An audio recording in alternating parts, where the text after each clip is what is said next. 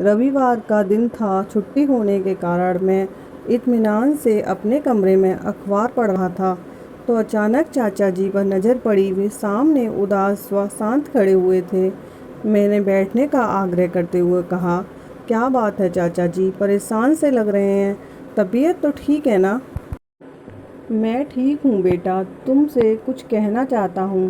बैठने के बाद चाचा जी ने धीरे से कहा।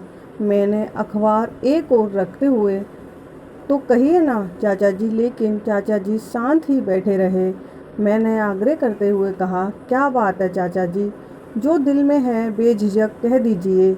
आपका कथन मेरे लिए आदेश है। चाचा जी की चुप्पी दरअसल मेरी बेचैनी बढ़ा रही थी। बेटा पवन, तूने कभी भी मेरी बात नहीं टाली। आज भी इसी उम्मीद से तेरे पास आया हूँ। तेरी चाची और मेरा विचार है कि तू मिताली से शादी कर ले, उसे सहारा दे दे। बेचारी कम उम्र में विधवा हो गई है और दुनिया में एकदम अकेली है। मायके में उसका कोई नहीं है। हम बूढ़ा बड़ी का क्या भरोसा, तब वो अकेली कहाँ जाएगी। चाचा जी ने धीरे धीरे अपनी बात रखी। उनकी आंखें सजल हो उठी, गला भर आया। मैं कि कर्तव्य विमूढ़ सा चाचा जी की बातें सुन रहा था और क्या कहूँ समझ नहीं पा रहा था। मेरे समझ एक ओर चाचा जी का निर्णय था तो दूसरी ओर मेरा प्यार जो पनप चुका था। मुझे लग रहा था कि ये बात सच है कि जीवन पथ पर अलग मोड़ क्या है और कैसा होगा कोई नहीं जानता। आज जीवन पथ का ऐसा मोड़ मेरे समक्ष आ खड़ा हुआ था जिसमें मुझे अपने परिवार के प्रति, अपने कर्तव्य और अपने प्यार में से किसी एक का चुनाव करना था। मेरे जीवन पथ का प्रथम पड़ाव बचपन शुरू में काफ़ी खुशहाल था। मैं अपने माता पिता की इकलौती संतान हूँ। पापा बैंक मैनेजर थे और माँ कुशल गृहिणी थी।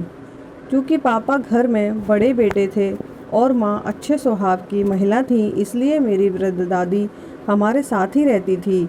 मुझे माँ बाप के साथ दादी का भी भरपूर स्नेह प्यार मिलता था। पटना के सबसे अच्छे स्कूल में मेरा दाखिला करवाया गया था। पढ़ाई में मेरी विशेष दिलचस्पी थी और शुरू से ही मैं मेधावी रहा, इसलिए अच्छे अंक लाता था। पढ़ाई के साथ साथ खेल कूद, गायन आदि में भी मेरी विशेष रुचि थी। मुझे माँ पापा का पूरा प्रोत्साहन मिलता रहा, इसलिए सभी क्षेत्रों में मैं अच्छा करके मैं अपने स्कूल परिवार की आंखों का तारा बना रहा। मेरे जीवन पथ में अचानक ही अत्यंत कठिन और पथरीला मोड़ आ खड़ा हुआ। मैं उस समय कक्षा 8 में पढ़ता था। माँ पापा का अचानक रोड एक्सीडेंट में देहांत हो गया। मेरे पास इस दुख को सहने की ना तो बुद्धि थी ना ही हिम्मत। मैं हताश और हारा हुआ सा सिर्फ रोता रहता था। उस कठिन समय में दादी ने मुझे ढांढस बंधाया और अपने छोटे बेटे यानी मेरे चाचा जी के घर मुझे ले आई।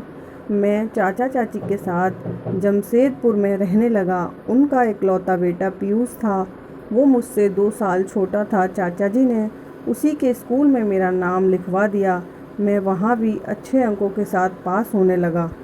चाचा जी मेरी रहने, खाने पीने, पढ़ने लिखने आदि सभी व्यवस्थाएं देखते, लेकिन मेरे और पीयूष के प्रति उनके व्यवहार में थोड़ा फ़र्क रहता। जैसे चाची मुझसे नज़रें बचाकर पीयूष को कुछ स्पेशल खाने को देती, लेकिन पीयूष मेरे लाख मना करने पर भी उसे मुझे शेयर करता। मैं चाचा चाची के सारे भेदभाव नज़रअंदाज करके दिल से उनका आभार मानता कि उन्होंने मुझ बेसहारा को सहारा तो दिया। अच्छे स्कूल में मेरा नाम भी लिखवाया। मेरी दादी जब तक रहीं मुझ पर विशेष ध्यान देती रहीं, किंतु मैं माँ पापा का आकस्मिक निधन से अंदर तक टूट चुका था। उनके जाने के 2 वर्ष बाद वे भी चल बसी। चाची चाचा पीयूष की उच्च शिक्षा हेतु अक्सर चर्चा करते, किंतु मेरे संबंध में ऐसी कोई जिज्ञासा नहीं व्यक्त करते। मैंने 12वीं की परीक्षा उच्च अंकों से पास की। फिर बीकॉम करने के बाद बैंक परीक्षा उत्तीर्ण होकर मैं सरकारी बैंक में पीओ बन गया। इत्तेफाक से मेरी नियुक्ति जमशेदपुर में ही हुई। मैं चाचा जी के साथ ही रहा। वैसे भी मेरी दिली इच्छा यही थी कि मैं चाचा जी के साथ रहकर उन्हें सहयोग दूं, क्योंकि दोनों को ही बढ़ती उम्र के साथ साथ स्वास्थ्य संबंधी समस्याएं भी होने लगी थी। पीयूष ने बेंगलुरु से एमबीए किया, वहीं उसका एक मल्टीनेशनल कंपनी में सिलेक्शन हो गया। हम सभी उसकी खुशी में खुश थे। उसे जल्दी अपनी जूनियर मिताली से प्यार हो गया तो चाचा जी ने उसकी पसंद को सहर्ष स्वीकार करते हुए धूमधाम से उसका विवाह कर दिया। शादी के बाद पीयूष और मिताली बेंगलुरु लौट गए। पीयूष की शादी के बाद मेरा मन कुछ ज़्यादा ही खालीपन महसूस करने लगा। उसी दौरान कविता ने कब इसमें जगह बना ली मुझे पता नहीं चला। कविता मेरी ही बस से आती जाती थी। सुंदर, सुशील, सभ्य कविता विशाल हृदय मालूम होती, क्योंकि हमेशा ही सब की सहायता हेतु तत्पर दिखाई देती। कभी किसी अंधे को सड़क पार करवाती तो कभी किसी बच्चे की सहायता करती। बस में वृद्ध या गर्भवती महिला को तुरंत अपनी सीट ऑफर कर देती। मुझे उसकी ये सब बातें बहुत अच्छी लगती, क्योंकि वो मेरे स्वभाव से मेल खाती। हम दोनों में छोटी छोटी बातें होने लगी। धीरे धीरे हम एक दूसरे के लिए जगह रख साथ ही आने जाने लगे। दोनों को एक दूसरे का साथ अच्छा लगता। मैं उसके प्रति आकर्षक महसूस करता, किंतु चाहकर भी उसके सामने व्यक्त नहीं कर पाता। उसकी दशा भी मेरे समान ही महसूस होती, क्योंकि उसकी आंखों में चाहत, समर्पण दिखाई देता, किंतु शर्मो हया का बंधन उसे भी जकड़े हुए था।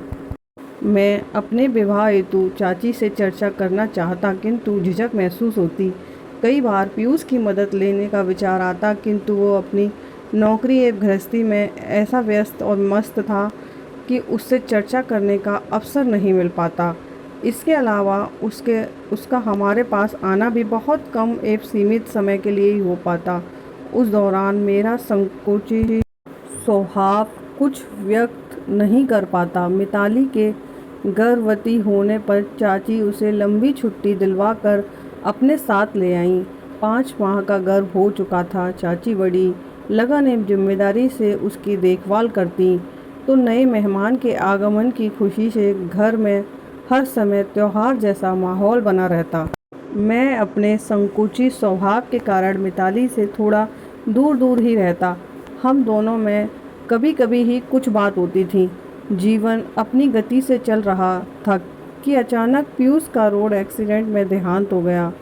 घर में मानो कोहराम मच गया। चाची जी का रो रो कर बुरा हाल था। मिताली तो पत्थर की मूर्ति सी बन गई, एकदम शांत, गमगीन। मैं स्वयं के साथ साथ सभी को संभालने की असफल कोशिश में लगा रहता। मिताली को समझाते हुए कहता, मिताली, कम से कम अपने बच्चे के बारे में तो सोचो, उस पर बुरा प्रभाव पड़ेगा। तो वो आंसू पोंछते हुए सुबकने लगती। पीयूष के जाने के बाद हम सभी का जीवन रंगहीन, उमंगहीन हो गया था। हम सभी यंत्रवत अपना अपना काम करते और एक दूसरे से नज़रें चुराते हुए मालूम होते। जीवन यात्रा की टेढ़ी मेढ़ी डगर मेरे मन मस्तिष्क में हलचल मचा रही थी। चाचा जी मिताली से विवाह करने की बात पर मेरा जवाब सुनना चाह रहे थे। वे मेरी सहमति की आस लगाए बैठे थे और मुझे ऐसा महसूस हो रहा था कि मेरा गुजरा कल आज मिताली के साथ मेरे समक्ष आ खड़ा हुआ है। कल जब मैं अपने माता पिता से बिछड़कर चाचा चाची के समक्ष सहारे की उम्मीद लिए आ खड़ा हुआ था, यदि उस समय उन्होंने सहारा नहीं दिया होता तो मेरा जाने क्या होता। सत्य है, इतिहास स्वयं को दोहराता है। वैसे चाचा जी यदि मेरी जान भी मांग लेते तो मैं बिना सोचे विचारे में सहर्ष दे देता, किंतु चाचा जी ने मिताली से विवाह का प्रस्ताव रखकर मुझे असमंजस में डाल दिया था। मैंने धीरे से कहा, चाचा जी, मिताली को मैंने हमेशा अपनी छोटी बहन माना है। ऐसे में भला मैं उससे शादी कैसे कर सकता हूँ? बेटा, तुम निराश करोगे तो हम कहाँ जाएंगे? कहते हुए चाचा जी रो पड़े। मैंने उन्हें संभालते हुए कहा, चाचा जी, स्वयं को संभालिए। यूँ निराश होने से समस्या का समाधान कैसे निकलेगा? मैं नहीं जानता कि आप लोग मिताली के पुनर्विवाह हेतु विचार कर रहे हैं। दरअसल मेरा मित्र पंकज अपने विधुर भैया प्रसून के लिए मुझसे मिताली का हाथ मांग रहा था, किंतु मैं उसके प्रस्ताव पर उस पर विफर पड़ा था कि अभी बेचारी पीयूष के गम से उभर नहीं पाई। उसका बच्चा मिताली के गर्भ में है। ऐसे में उससे मैं कहीं और शादी करने के लिए कैसे बोल सकता हूँ। उसने मुझे समझाते हुए कहा कि दोस्त, गंभीरता से विचार कर, जो हुआ बहुत बुरा हुआ, किंतु वो हो चुका है। अब तो उससे निकलने का उपाय सोचना होगा। मेरी भाभी बेटे के जन्म के साथ चल बसी। आज बेटा 1.5 वर्ष का हो गया है। मेरी माँ बेटे प्रखर का पालन पोषण करती हैं, किंतु वे बूढ़ी और बीमार हैं। भैया दूसरी शादी के लिए इसलिए इनकार कर देते हैं कि अगर उनकी दूसरी पत्नी उनके जान से प्यारे प्रखर के साथ बुरा व्यवहार करेगी तो वे बर्दाश्त नहीं कर पाएंगे। वहीं सिचुएशन मिताली के समक्ष भी आ खड़ी हुई है, लेकिन वो बेचारी जिंदगी किस सहारे निकालेगी। उसने मुझे विस्तार से समझाते हुए कहा कि देख दोस्त, मेरे भैया और मिताली दोनों संयोगवश अपने जीवन साथियों से बिछुड़ आधे अधूरे रह गए हैं। हम दोनों का मिलाकर उनके जीवन को सरस एवं सफल बनाएं, यही सर्वथा उचित होगा। मैंने बहुत चिंतन मन से के बाद तेरे समक्ष ये प्रस्ताव रखा है। दोनों एक दूसरे के बच्चे को अपनाकर जीवन साथी बन जाएं, इसी में दोनों का सुख है। जो गठित हुआ उसे तो बदला नहीं जा सकता, किंतु उनका भविष्य तो अवश्य सुधारा जा सकता है। गंभीरता से विचार करने पर मुझे भी पंकज का प्रस्ताव उचित लगा, किंतु आप लोगों से इसके बारे में चर्चा करने का साहस मुझ में न था। आज आपने चर्चा की है तो कहने का साहस जुटा पाया। चाचा जी मेरी बातें शांति से सुन रहे थे और समझ भी रहे थे, क्योंकि अब वे संतुष्ट नजर आ रहे थे। चाची जी, जो अब तक पर्दे की ओट से हमारी बातें सुन रही थीं, लपक कर हमारे सामने आ खड़ी हुईं और अधीरता से बोली, बेटा कैसे हैं पंकज के भैया, क्या करते हैं, उम्र क्या है उनकी और क्या तू उनसे मिला है, वगैरह वगैरह। मैंने उनको पलंग पर बैठाते हुए कहा, चाची जी पहले आप इत्मीनान से बैठिए, मैं सब बताता हूँ। बड़े नेक और संस्कारवान इंसान हैं, सरकारी स्कूल में शिक्षक हैं और मेरी ही उम्र के होंगे, क्योंकि पंकज से 2 साल ही बड़े हैं। पंकज मुझसे लगभग 2 साल ही छोटा है। वैसे आप लोग पहले उनसे मिल लीजिए, उसके बाद निर्णय लीजिएगा। मैंने तो मिताली को देखकर चिंतित हो जाता हूँ, समझ नहीं पाता कि वो इस बात के लिए तैयार होगी या नहीं। अभी बेहद गुमसुम व गमगीन रहती है। बेटा तू चिंता न कर, उसे विवाह के लिए हम सभी को प्रोत्साहित करना होगा। विवाह होने से वो स्वयं ही सुरक्षित महसूस करेगी, जिसका प्रभाव गर्व पर भी सकारात्मक पड़ेगा। बेटा वो अभी स्वयं को अकेली व असुरक्षित महसूस करती होगी। एक औरत होने के नाते मैं उसकी भावनाएं समझ सकती हूँ। यदि उसे सहारा मिल जाए तब उसे दुनिया और जीवन प्रकाशवान लगने लगेगा। हम सब के सहयोग और प्रोत्साहन से वो सामान्य जीवन के प्रति अग्रसर हो जाएगी, चाची ने समझाते हुए कहा। फिर चाची 2 मिनट बाद बोली, बेटा पवन, मिताली की शादी के बाद हम तेरी शादी भी करा देना चाहते हैं।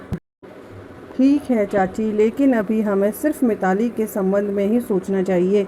कच्ची उम्र में बड़ी विपदा उस पर आ पड़ी है। हाँ बेटा, बहुत दुख लगता है उसे या तो मूड बना देखकर, लेकिन तेरी जिम्मेदारी भी पूरी कर देनी चाहती हूँ।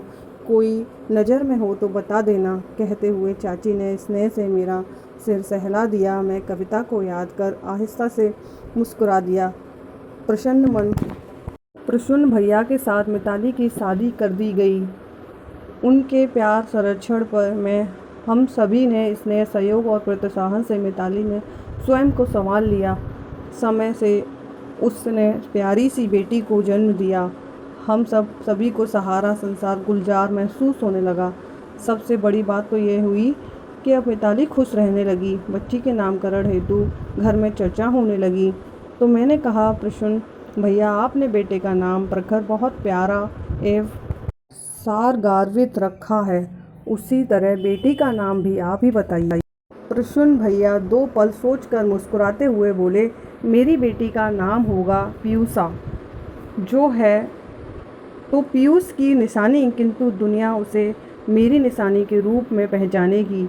फिर प्यार से उन्होंने मिताली की ओर देखा। मिताली उन्हें आदर और प्यार से देखने लगी, मानो कह रही हो कि आपको पाकर मैं धन्य हो गई। दोस्तों, आपको कहानी कैसी लगी? कहानी के बारे में अपनी राय कमेंट बॉक्स में दें। अगर कहानी अच्छी लगी हो तो वीडियो को लाइक करें और ऐसी कहानियों के लिए हमारे चैनल को सब्सक्राइब करें।